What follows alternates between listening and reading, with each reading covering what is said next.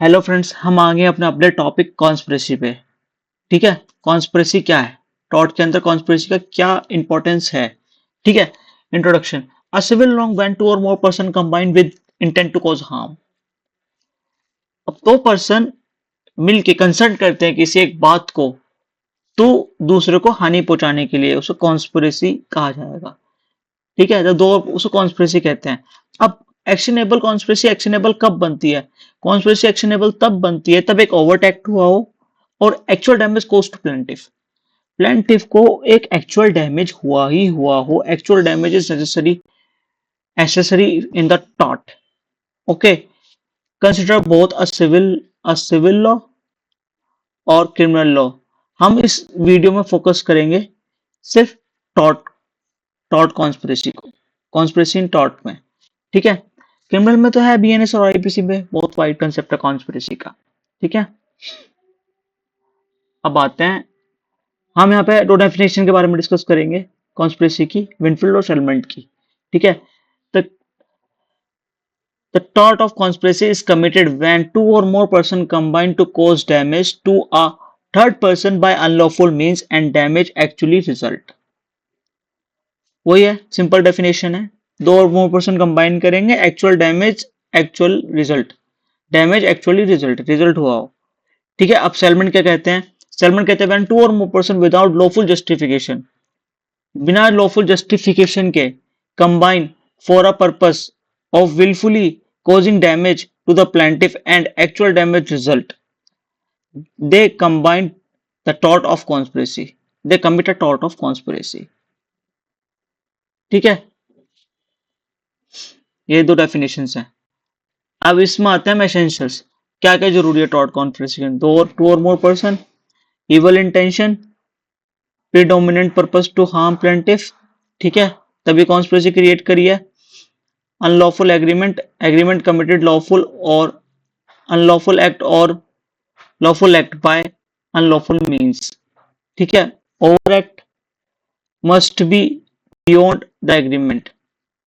ठीक है, actual harm cause to plaintiff. ठीक है, ये जो लास्ट के दो है ना, यही दो आपको क्रिमिनल कॉन्स्पिरेसी से अलग करते हैं सिविल कॉन्स्पिरेसी के अंदर। ठीक है, ये चीजें हैं जो आपको सिविल कॉन्स्पिरेसी से अलग करती हैं। ठीक है, अब ये दो केस थे, एलन वर्सेस फॉल्ड। इसमें एलन को लाइबल नहीं माना गया था, नॉट लाइबल। ठीक है, the court held if the act is lawful, the court ने कहा था जब एक्ट लॉफुल है the court will not go into the motive of the defendant. उसके मोटिव का मतलब एक्ट ही लॉफुल है, मतलब स्ट्राइक करने के लिए थ्रेटन करा था इन्होंने। ठीक है, और तो उसको लाइबल नहीं करा गया था। ठीक है, the damage result in the damage result of lawful act can not be treat as act of conspiracy. ठीक है, हेल्ड नॉट लाइबल। अब इसमें इसमें लिथियम के फेवर में आया था। इसमें डिफेंडेंट हेल्ड लाइबल, इसमें डिफेंडेंट को लाइबल कर दिया गया था। ठीक है, तो court held in favour of Leathem, the defendant were held liable for the conspiracy to injury. Injury मतलब बिजनेस छीन लिया था, लोगों ने स्ट्राइक कर दी थी तो उसका बिजनेस किसी और के पास चला गया था।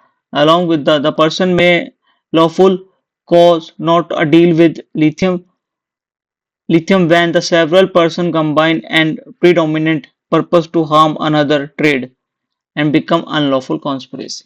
इसमें अनलॉफुल कॉन्स्पिरेसी हेल्ड हो गई थी। ठीक है, इसमें डिफेंडेंट लाइबल था, उसमें लाइबल नहीं था, क्योंकि उसमें सिर्फ उन्होंने स्ट्राइक से उसका एक्चुअल लॉस नहीं हुआ था ना, इसमें एक्चुअल लॉस हो गया था। ठीक है, एक्चुअल लॉस का ही डिफरेंस है मेनली। ठीक है, अब इंपॉर्टेंट रेमेडी देखो, इंपॉर्टेंस क्या है, इंपॉर्टेंस उसकी रेमेडीज क्या है। देखो, protect individual against the conclusive harm, जो हार्म होने वाला है दो जनों से मिलके।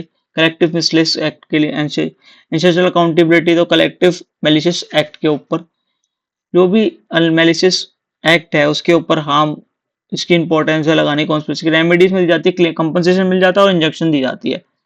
बस दो ही तरह की रेमेडीज है इसमें। ठीक है, रेमेडी दो ही तरह की रेमेडी मिलती है इसमें।